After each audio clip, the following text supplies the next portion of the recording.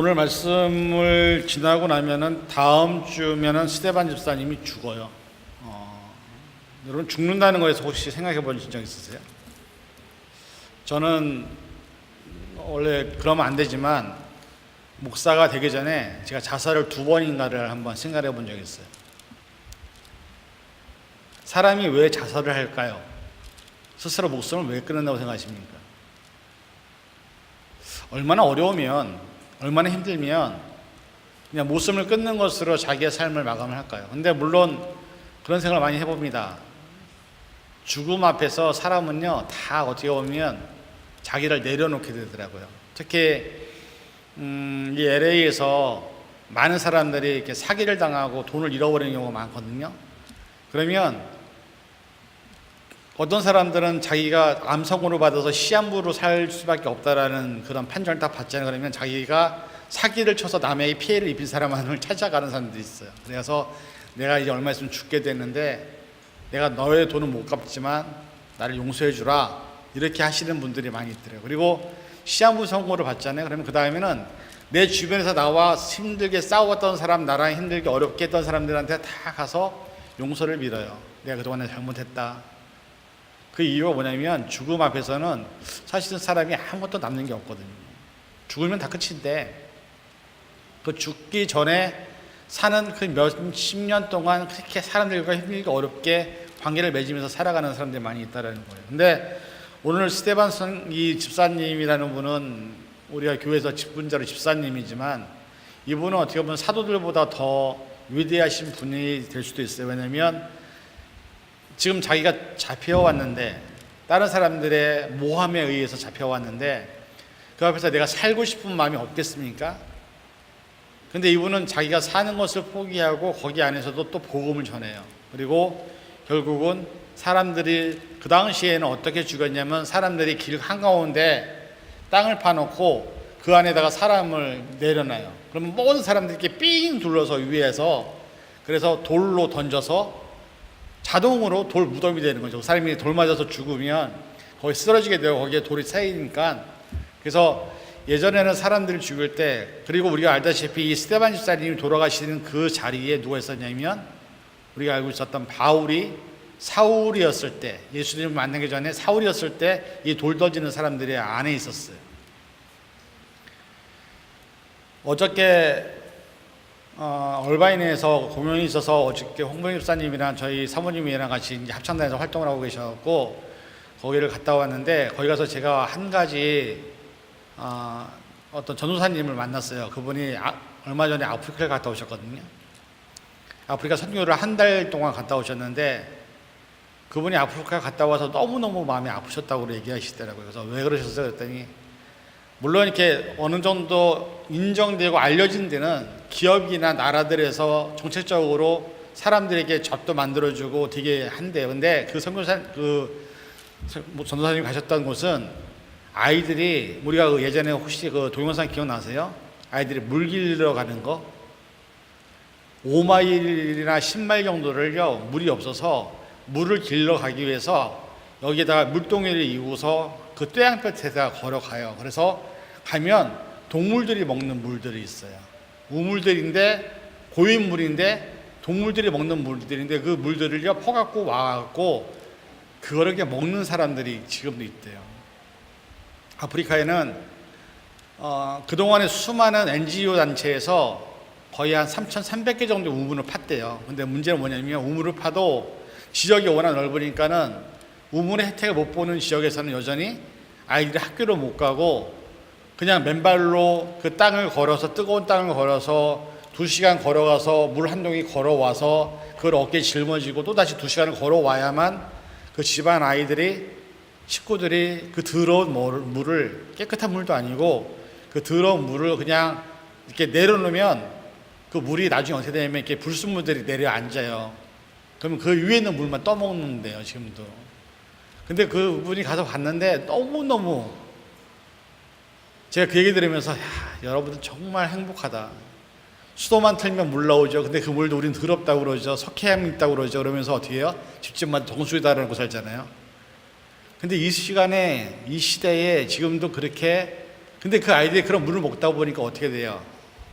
영양분이 없고, 그 다음에 아이들이 그 부모들이 돈을 못 번대요. 돈을 벌 수 있는 게 없대요. 그래갖고 그 부모들에게 요번에 이분들이 가면서 구호품을 갖다 줬더니 그 구호품을 갖고 뭘 하는 거냐면 밖에 나가서 파는데요. 또 팔아야 자기네 돈으로 먹을 걸 살 수 있으니까. 그러니까 그 아이들은 학교도 못 가고, 그 아이들은 평생 더러운 물을 먹고 살고 건강이 안 좋으니까는 죽어가는 아이들이 수없이 많이 있다라는 거예요. 여러분들 그런 얘기 들었는데 아무런 느낌 없죠. 뭐 그거야 그 사람들 얘기지 뭐 내 얘기는 아닌데. 이게 우리의 문제라는 거예요. 다른 사람이 뭔가를 보고서 그거에 대한 전혀 반응이 없다는 건 그만큼 내가 마음이 지금 되게 메말랐다라는 거예요. 다른 사람의 아픔이 내 아픔이 아닌 거예요. 그러니 성경에서 스데반 집사님이 죽었던들 여러분에게 무슨 의미가 있겠습니까? 스데반 집사님 죽었든 말든 그거는 뭐 예전에 있었던 일이고, 간혹가다 CGN TV에서 그 선교사님들의 가족들의 얘기 나와요. 그러면 선교사님들이 대부분 어떻게 하냐면 아이들을 한국에 부모님에게 맡겨놓고 선교사님들만 다른 나라로 가셔서 일을 하시는 분이 있거든요. 근데 그럴 때 보면 이제 그 아이들이 인터뷰를 할 때 그런 얘기 하더라고요. 옛날엔 몰랐대. 엄마 아빠가 같이 있어도 고마운 줄도 몰랐고 행복한 줄도 몰랐는데, 이제 엄마 아빠가 떨어져서 멀리서 그 힘든 곳에서 게다가 건강이 안 좋다라는 연락을 받으면 어떤 마음이 들까요? 마음이 아픈 거죠. 엄마 아빠는 아픈데도 불구하고 선교를 하고 있는데 나는 여기서 편하게 있는 모습 보면서 자기가 너무 미안하다라는 거예요. 엄마 아빠한테. 엄마 아빠가 얼마나 고생을 하는지를 뻔히 알면서도 나는 내게 주어진 환경 안에서 나만을 위해 지내고 있는, 이게 어떻게 보면 우리 지금 기독교의 가장 병폐적인 이기주의 개인주의예요. 미국이라는 나라가 개인주의가 가장 심한 나라입니다. 나만 괜찮으면 돼. 다른 사람은 어떻게 되든 I don't care. 나만 괜찮으면 된다라는 이 생각이 미국의 공교육 안에 다 자리했다 있다 보니까 많은 아이들이 여기서 교육받잖아요. 그럼 자기밖에 몰라요. 다른 사람을 전혀 돌아볼 줄은 몰라요. 전 그거 보면서 참 마음이 아픈 게 이게 과연 기독교인가? 여러분, 스데반 집사님이 오늘 이 말씀의 1절부터 53절까지 설교를 하는데요. 설교가 어디서부터 시작하냐면 아브라함부터 시작해요.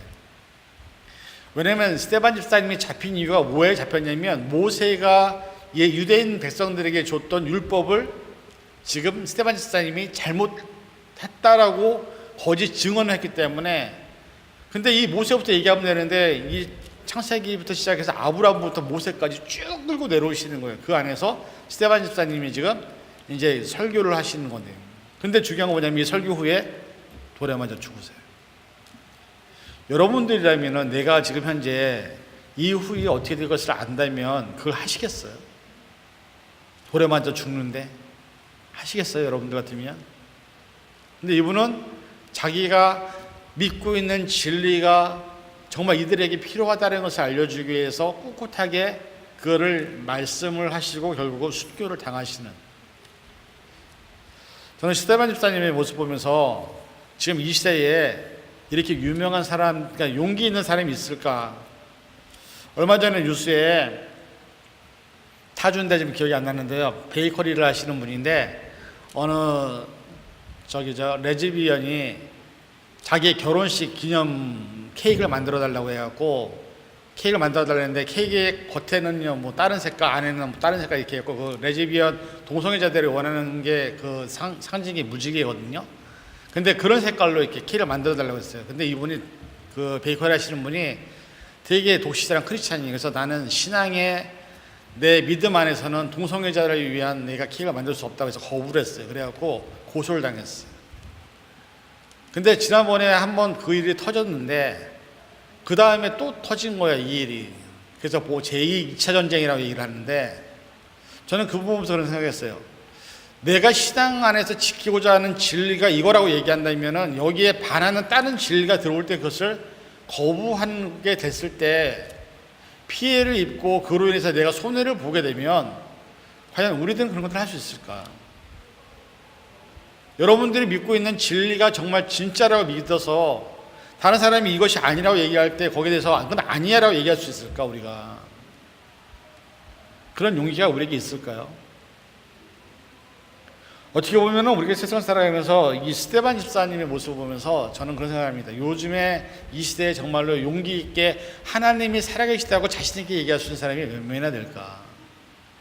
수많은 아이들이 대학을 가거나 취업을 하게 되면 그 아이들의 삶에서 교회를 평생 다녔어도 부모랑 떨어지고 나면 그 다음부터는 교회를 안 다니기 시작한대요. 그때부터는 세상에 있는 아들과 똑같은 모습으로 살아가는 거예요. 왜? 그때는 부모가 없으니까 내가 어떻게 살든 부모님이 케어를 할 수 없으니까. 그러면 그때부터 마약을 하고 그때부터 친구들과 섹스를 하고 뭐 성적으로 막 이상하게 놀고 그러다 인간 망가지는 거. 그래서 수많은 아이들이 대학 들어가서 특히 기숙사 들어가서 망가지는 케이스가 거의 50-60%가 기숙사 들어가서 망가져요. 명문대를 가지만 그 안에서 만나는 친구가 어떤 사람이냐에 따라서 결국 내 삶이 하나님과 전혀 상관없이 살아가는 사람들이 이 세상에 많이 있다는 거죠. 스데반 집사님의 설교는 간단합니다. 아브라함부터 시작해서 아브라함의 일생을 쫙 달았어요. 그 다음에 이삭, 그 다음에 뭐 쭉쭉 해갖고 모세까지 쭉 내려오는데 거기에 대해서 뭘 얘기하냐면 스데반 집사님은 하나님은 신실하시다라는 거예요. 변하지 않는다는 거예요. 아브라함의 약속하셨던 그 약속을 끝까지 모세까지 이루시는 하나님의 약속. 가나안 땅을 주겠다고 얘기했던 내가 하늘의 별과 같이 바다의 모래같이 너로 하여금 수많은 민족들이 너에게 나겠다는 약속을 끝까지 지키시고 결국은 그것이 마지막에 누구냐? 예수 그리스도가 나게 하셨다는 것을 설교를 하고 있어요. 근데 문제는 뭐냐면 이 당시에 있는 많은 사람들이 제일 싫어하는 이름이 뭐냐면 예수 그리스도예요.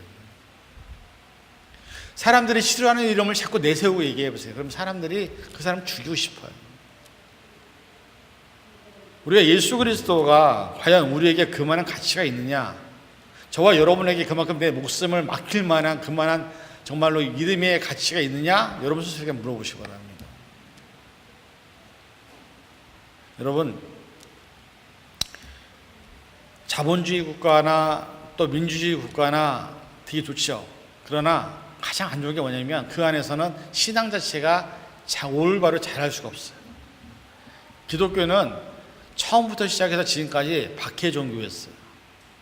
박해를 받을 때 빛을 발했고 박해를 받을 때 더 빛났고 더 열정적으로 신앙이 번져나갔습니다.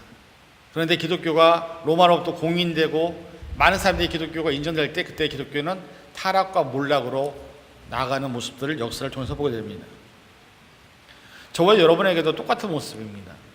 스데반 집사님과 같이 내가 정말 하나님을 만난 것, 예수 그리스도를 만난 것, 이것이 정말로 전하지 않으면 안 될 것 같은 이런 마음이 우리에게 있다고 한다면 여러분들은 지금 어떻게든 간에 그것을 전하기 위해서 애쓰고 노력을 할 겁니다. 그러나 여러분 스스로에게 또 저에게 한번 물어보세요.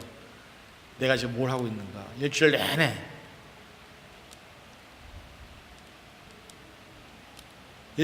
내가 지금 어떻게 살고 있는가? 내 안에 예수 그리스도를 전하지 않으면 못 참을 것 같은 그런 느낌이 여러분에게 있습니까? 여러분 일주일 동안 하나님과 교제하십니까? 아니면은 무엇과 교제하십니까? 대부분 사람들, 아니면 드라마, 아니면 게임, 그리고 뭐가 있어요? 얼마 그저께인가 한국을 갔다 오신 분이 그런 얘기 하더라고요. 미국에 있는 사람들이 한국 가면요 되게 바보같이 된대요. 이 한국에 대해서 잘 모르니까 그 말을 하더라도 사람들이 나를 이상하게 본대요. 한국 사람들은 워낙 되게 빠르잖아요. 근데 그분이 지하철 탔는데 미국에서 폰을 갖고 가니까 어떻게 해요? 인터넷이 안 되잖아요. 근데 한국 사람들은 지하철에서 다 뭐하고 있었어요? 다 앉아서 이것만 보고 있는 거예요. 그 미국에서 가신 분은 사람들을 구경하는 거야. 이게 우리의 현재 모습이에요. 사람들 이렇게만 보고 있는 거예요. 하늘을 바라보는 것도 아니고 세상을 바라보는 것도 아니고. 제가 우리 아이들이랑 어디 여행 가서 맨날 그래요. 야 그만 좀 봐라. 좀 봐라 바깥에 좀. 얼마나 멋있는지 모르는 거예요. 그죠? 차 안에서도 이것만 보고. 근데 여러분 그거 아세요? 이게 밥 먹여주지 않아요. 이게 여러분의 인생을 책임지지 않아요. 핸드폰이 여러분의 삶을 책임지지 않아요.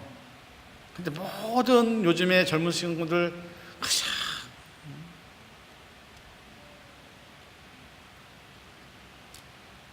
안타까운 거예요. 세상이 이렇게 변해가고 있는데 어른들도 똑같아. 다 이거 보고 있어. 집에 있든 어디에 있든 다 이것만 봐. 여러분들 우리가 바보가 되어버렸어.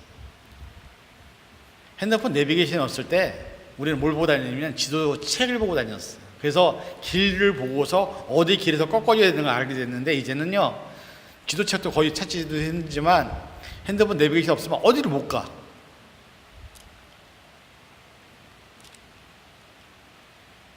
그게 정말 하나님께서 원하시는 것일까요? 지난번에 여기 지금 LA에 사시는 분들 중에 이렇게 암이 생기시는 분들이 제 주변에 되게 많아요. 너무 안타까운 거예요. 건강하시던 분이 암이 생겼으니까. 그랬더니 어떤 집사님이 뜬금없이 혹시 어떤 조직에서 우리를 생체 실험하기 위해서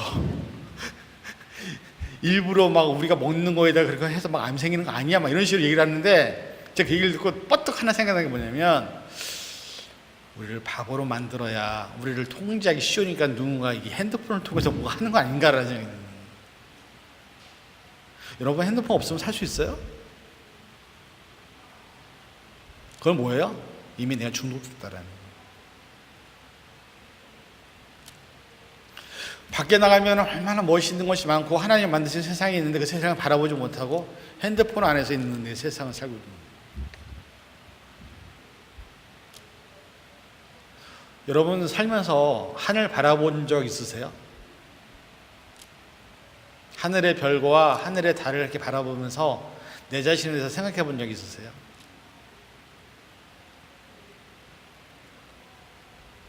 어떻게 보면 우리는 하나님과 상관없는 삶을 살고 있는 거예요.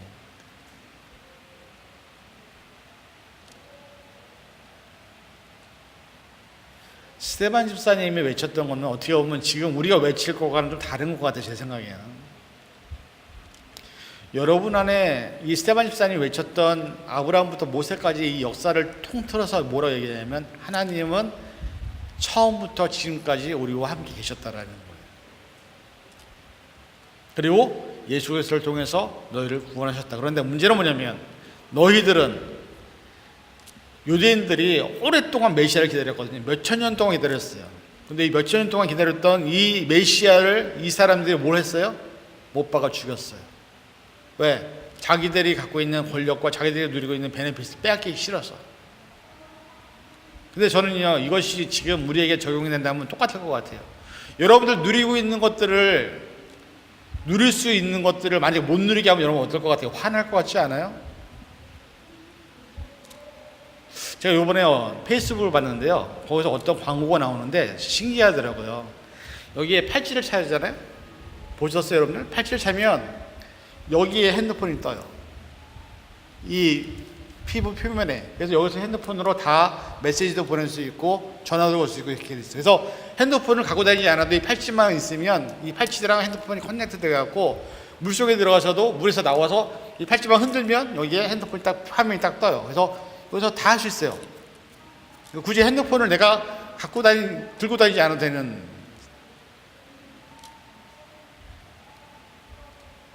근데 여러분 이런 것들이 뭘 만든다고 생각하세요? 저는 그때 봤을 때 신기하다, 정말 좋다. 어디 가나 핸드폰 할 수 있다는 거겠죠. 그러나 그것이 과연 우리에게 하나님과 멀어지게 한다는 생각 한 번도 안 해보셨어요, 여러분? 우리는 답답한 일이 있고 힘든 일이 있으면 기도를 통해서 하나님께 물어야 되는데 요즘 뭘 물어봐요? 네이버, 야후, 구글에다가 다 검색하잖아요. 아마 나중에는 여러분들 무슨 문제 생기면 다 구글에 검색할 거야 아마. 하나님께 기도하는 거 잃어버린 지 오래됐어요. 말씀 얼마나 읽으세요 일주일 동안 여러분들? 옛날에는 말씀을 저희가 외웠어요. 근데 이제는 말씀을 외우지도 않아, 읽지도 않아. 어차피 앞에 화면에 다 띄워주니까는 성경책도 안 갖고 다녀. 시대는 편해졌을지 모르지만 어떻게 보면 그것이 우리가 하나님과 더 멀어지는 것을 만들고 있는 것이 교회가 아닌가.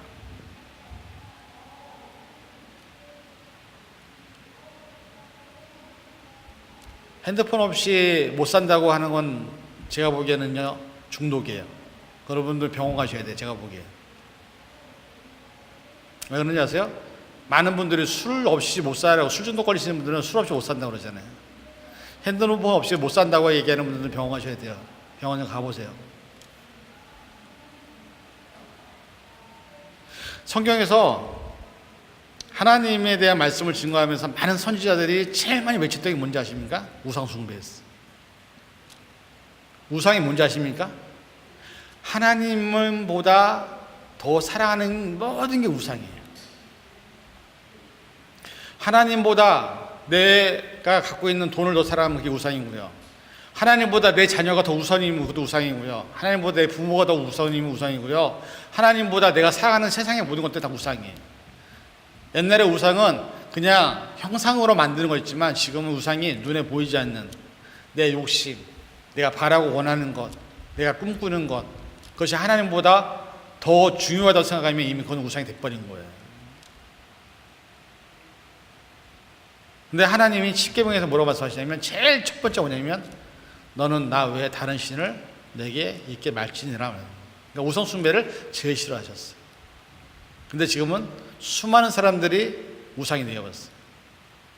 한국의 젊은 친구들에게 BTS 얘기하면 막 난리 난다며. 난 그거 처음 알았어. 방탄소년단? 그게 뭔지 모르겠지만 중요한 거는 그것이 이미 우상이 돼버린 거예요. 연예인들 좋아하는 것도 우상이에요. 세상에 성공 좋아하는 것도 우상이에요. 세상에서 성공하는 건 좋죠. 근데 성공해서 뭐 할 거예요? 좋은 집 사고, 좋은 차 타고, 돈 많이 벌고, 그 다음에 뭐 할 건데요? 그거 아세요? 저나 여러분들은 지금 죄송하지만 죽음을 향해서 가고 있는 사람들이에요. 저나 여러분들은 다 죽어요. 죽으면 하나님 앞에 설 수밖에 없어요. 그 섰을 때 하나님께 여러분들은 무엇을 얘기할 거예요? 스데반 집사님은 그래도 복음이라도 외치고 진리라도 외치고 예수 그리스도를 외쳤어요. 그러니까 서도 할 말이 있어. 우리 가서 하나님 내가 핸드폰 열심히 봤는데요. 내가 드라마 열심히 봤는데요. 내가 게임 열심히 했는데요. 간혹가다 우리가 젊은 친구들이 그거 자랑하더라고. 뭐죠? 점수 높은 거 하이 레벨을 하는 거. 근데 그래서 뭐 했는데 so what? 그게 여러분 밥 먹여줘요? 그게 여러분 인생을 책임져요? 여러분의 인생을 책임지는 건 하나님이세요. 근데 우리 하나님을 안 찾아. 기도도 안 해. 말씀도 안 읽어. 어떻게 하지 않는 거야?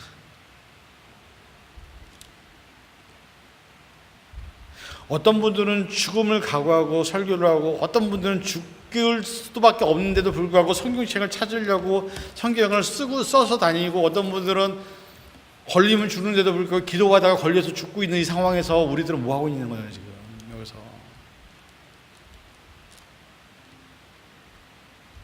속된 말로 배가 불러서 그래요. 사람들이 하나님 찾는 데가 언제냐면 내가 아파서 누워있을 때 더 이상 의사가 당신을 못 고칩니다 그러면 그때서야 하나님들이 찾아요. 사람들이 참 어리석은 거예요. 여러분 건강이라는 거는 어떤 거냐면 건강할 때 지켜야 돼요. 그렇죠? 건강이 망가지고 나면 건강이 회복이 될 수가 없어요. 근데 우리는 건강할 때 건강을 안 지켜. 먹고 싶은 건 다 먹고 건강이 안 좋지 않은 거 다 먹고 그렇게 하다가 결국에는 건강을 잃어버리고 난 다음에 의사 찾아가라 하면 의사가 더 이상 손 쓸 수가 없어요. 그렇게 얘기하면 어떻게 되냐. 그때서 하나님 찾는 거죠. 여러분도 하나님 언제 찾으십니까? 하나님께 언제 기도해 보셨습니까? 이 말씀 때문에 여러분들 한번 정말 가슴 깊이 진하게 울어보신 적 있으세요? 예수 그리스도 생각해서 여러분 한 번도 울어보신 적 있으세요?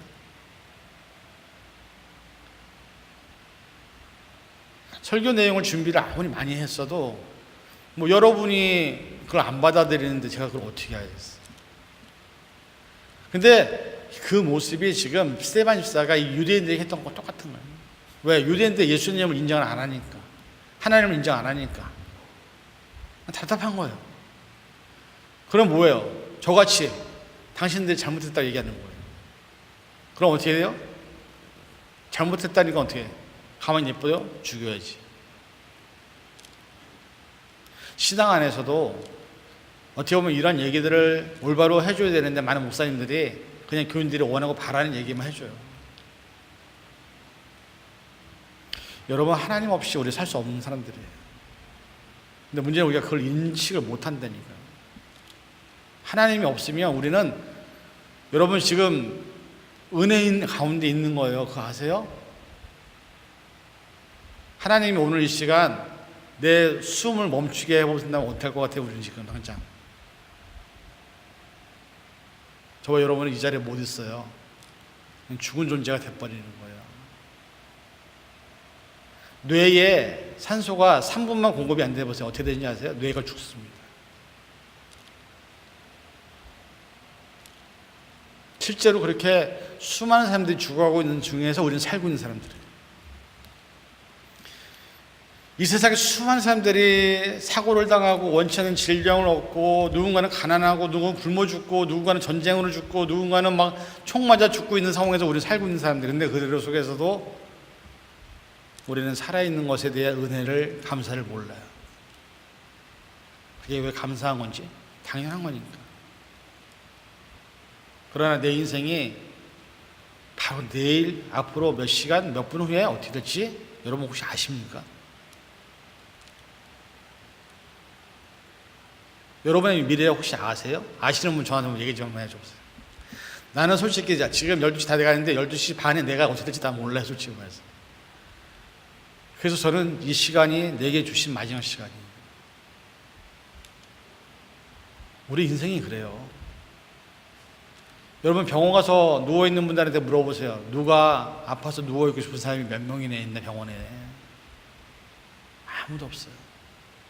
근데 수많은 사람들이 병원에 자리가 없어. 입원을 못해. 그럼 누워있지 않은 우리가 하나님 앞에 뭘 감사해야 될까요? 이렇게 살아있는 것도, 건강한 것도 감사해야 되는데 감사하셨습니까?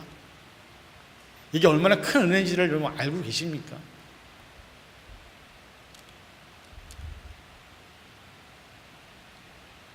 제가 우리 아이들한테 늘 얘기해요. 18살 되면 나가. 저는 그렇게 시킬 거예요. 혼자 살아. 그 전까지 네가 스스로 돈 벌 수 있는 환경 만들어.